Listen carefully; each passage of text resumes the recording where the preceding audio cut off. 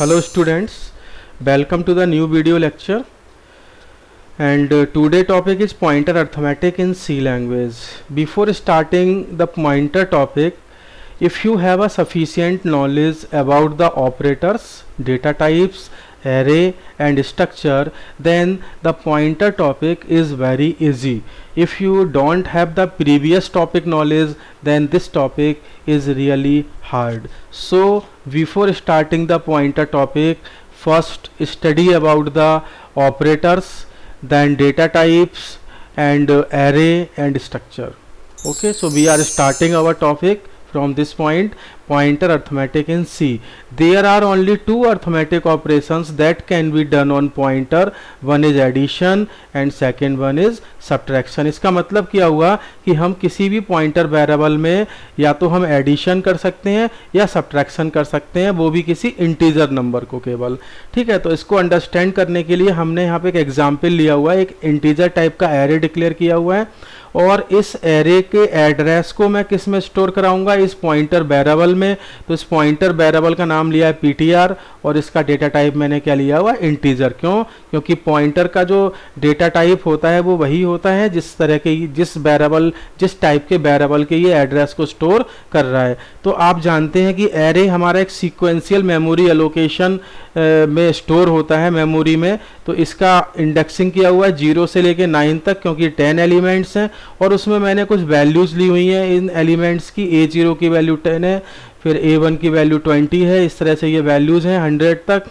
और इसका मैंने बेस एड्रेस लिया हुआ है. देखिए, जो बेस एड्रेस होगा ये स्टार्टिंग ब्लॉक का एड्रेस होता है. ये मैंने एज्यूम कर लिया, सपोज 2000 है.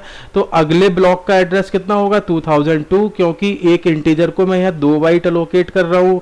तो अगले ब्लॉक का एड्रेस 2002 होगा. उसके बाद अगले ब्लॉक का एड्रेस 2004 होगा, फिर 6 होगा, फिर 2008 होगा. इस तरह से ये 2 के गैप से बढ़ता जाएगा. अब देखिए, जैसे ही मैं ये स्टेटमेंट लिखता हूँ m%A0 का मतलब क्या हुआ, ये पहले ब्लॉक का एड्रेस पॉइंट कर रहा है, यानी कि ये वैल्यू कितनी है, 2000. ये 2000 की वैल्यू मैं किसको असाइन कर रहा हूँ, पीटीआर को. अब तो ये क्या करेगा, ये पीटीआर मेरा पॉइंट करने लगेगा किसको, ये पॉइंट करने लगेगा इस एरे के फर्स्ट एलिमेंट को पॉइंट करने लगेगा. इस पीटीआर के पास क्या वैल्यू हो जाएगी, इस पीटीआर के पास वैल्यू आ जाएगी ये 2000, जो कि बेस एड्रेस है इस एरे का.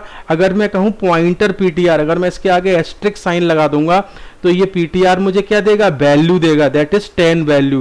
देखिए, ये 10, 20, 30 क्या है, ये इंफॉर्मेशन है, ये डेटा स्टोर्ड है. ये नीचे उसके एड्रेसेस हैं और जो ऊपर लिखा हुआ है 0, 1, 2, 3 ये इंडेक्स नंबर है. हमें जो चीज़ एक्सेस करनी होती है मेमोरी से वो ये इंफॉर्मेशन एक्सेस करनी होती है, जो ये 10, 20, 30, 40 है. तो यहाँ पर जो इंफॉर्मेशन है वो मैंने आपको देखिए इंडेक्स नंबर के थ्रू तो पहले ही बताया हुआ है इसको कैसे एक्सेस करते हैं. लाइक A0 या A1 या A2 या A3, ये सब हमें क्या देगा, वैल्यू देगा. लेकिन अब हम पॉइंटर की हेल्प से इसके एड्रेस के थ्रू हम ये इंफॉर्मेशन क्या करेंगे, एक्सेस करेंगे. ठीक है, तो उसके लिए यहाँ पर अर्थमेटिक पॉइंटर का मुझे यूज करना पड़ेगा. तो to understand this concept, PTR be an integer pointer, जो मैंने पीटीआर लिया इंटीजर पॉइंटर लिया है विद वैल्यू 2000, क्योंकि जैसे ही हमने ये एड्रेस इसको कॉपी किया तो पीटीआर में कितना आ जाएगा, 2000 आ जाएगा बेस एड्रेस. और इंटीजर का साइज कितना लिया है, 2 बाइट. अब देखिए, अगर मैं इस पीटीआर में कुछ इंक्रीमेंट कर देता हूं, लाइक मैं अगर इसमें एक वैल्यू इंक्रीज कर देता हूं, मैं लिखता हूं PTR equal to PTR plus 1 या प्लस प्लस पीटीआर, तो ये पीटीआर क्या करेगा, एक पोजीशन आगे मूव हो जाएगा. यानी कि ये अब किसको पॉइंट करने लगेगा, ये पॉइंट करने लगेगा A1 को. A1 यानी कि A1 का एड्रेस इसके पास आ जाएगा और A1 का एड्रेस कितना है, 2002.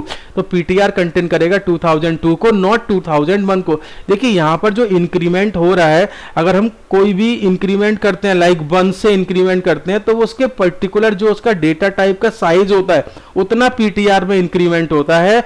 कोई 1 का इंक्रीमेंट इसमें नहीं होगा, लाइक 2000 से 2001 नहीं होगा, 2002 होगा. क्यों 2002 होगा, क्योंकि यहाँ पर इंटीजर का साइज मैंने 2 बाइट लिया हुआ है. अगर ये मैं साइज 4 बाइट लेता और अगर मैं पीटीआर को इंक्रीमेंट करता 1 से, तो ये वैल्यू भी 2004 हो जाती, क्योंकि हर ब्लॉक का फिर साइज कितना होता, 4 बाइट होता, यानी कि ये 2000 है तो ये 2004 होता. लेकिन यहाँ पर मैंने 2 बाइट लिया हुआ है तो ये 2 का इंक्रीमेंट करेगा. ऐसे ही मैंने लिखा PTR equal to PTR plus 3, तो ये कितने पोजीशन आगे मूव करेगा, 3 पोजीशन, यानी कि एक पोजीशन ये मूव हुआ, फिर सेकंड पोजीशन, थर्ड पोजीशन। इसका एड्रेस कितना है 2006, तो पीटीआर कंटेन करेगा 2006 को, नॉट 2003 को। तो इस तरह से हमारा पॉइंटर अर्थमेटिक काम करता है, यानी कि पॉइंटर अर्थमेटिक में अगर हम कोई इंटीजर वैल्यू ऐड करते हैं तो वो उतनी पोजीशन आगे फॉरवर्ड डायरेक्शन में क्या हो जाता है, मूव हो जाता है। ठीक है, तो each time PTR is incremented, हम जितनी बार इसको पीटीआर को इंक्रीमेंट करेंगे it will point to the next integer, ये नेक्स्ट इंटीजर को क्या करेगा, पॉइंट करेगा। एंड पॉइंटर पीटीआर क्या देगा हमें, pointer PTR will give the value at that memory location, क्योंकि पीटीआर क्या कर रहा है, एड्रेस कंटेन कर रहा है, और पॉइंटर पीटीआर हमारा क्या कर रहा है, उसकी वैल्यू को बताएगा कि उस एड्रेस पे क्या वैल्यू स्टोर है।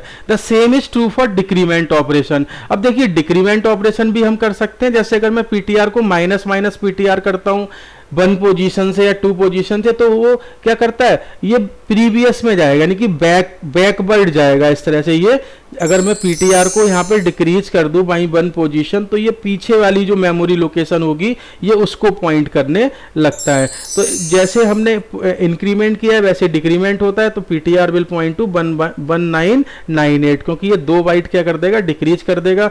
तो if decrement then it point to the previous element location. अब देखिए इसमें कुछ अर्थमेटिक रूल्स हैं कि हम कौन कौन से रूल इसमें अप्लाई करते हैं। जैसे यू कैन नॉट मल्टीप्लाई और डिवाइड पॉइंटर, हम मल्टीप्लाई और डिवाइड नहीं कर सकते पॉइंटर को। यू कैन नॉट ऐड और सब्ट्रैक्ट 2 पॉइंटर, जैसे 2 अलग अलग पॉइंटर वेरिएबल हैं। देखिए हम कोई इंटीजर वैल्यू तो ऐड कर सकते हैं लाइक 1 या 2 या 3, लेकिन हम 2 अलग पॉइंटर हैं, जैसे कोई एक पॉइंटर है पीटीआर, कोई दूसरा पॉइंटर है पीटीआर1, उनको आपस में ऐड नहीं कर सकते। क्यों नहीं कर सकते, क्योंकि एड्रेस हमें नहीं पता होता, एड्रेस हमारा कंपाइलर देता है। तो अगर मैं 2 पॉइंटर को ऐड कर दूंगा तो पता नहीं कौन सी लोकेशन को बताएगा, वहां पे कौन एलिमेंट होगा, तो हम उसको ऐसे अपने एप्लीकेशन में यूज नहीं कर सकते। यू कैन नॉट ऐड और सब्ट्रैक्ट फ्लोट और डबल, हम फ्लोट, क्योंकि हमारा जो एड्रेस होता है वो हमेशा होल नंबर में होता है, तो हम इसमें 0.5 या 2.5 लाइक वैल्यूज को ऐड नहीं कर सकते।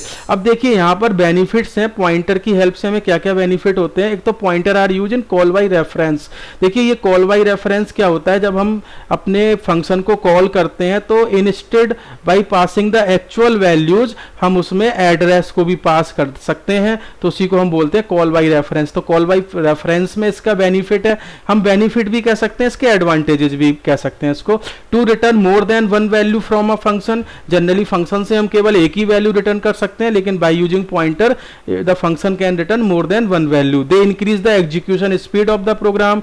To allocate dynamic memory location. देखिए डायनामिक मेमोरी अलोकेशन क्या होता है, memory at the run time, जब हम अपने प्रोग्राम को रन कराते हैं तब उस समय मेमोरी ऑन डिमांड, जितनी मेमोरी की हमें डिमांड है उसके हिसाब से अगर हम मेमोरी अलोकेट करें तो उसके लिए हम कहते हैं डायनामिक मेमोरी अलोकेशन। और इसके लिए हम फंक्शंस यूज करते हैं, कैलॉक, मैलॉक फंक्शन, इसको हम आगे डिस्कस करेंगे।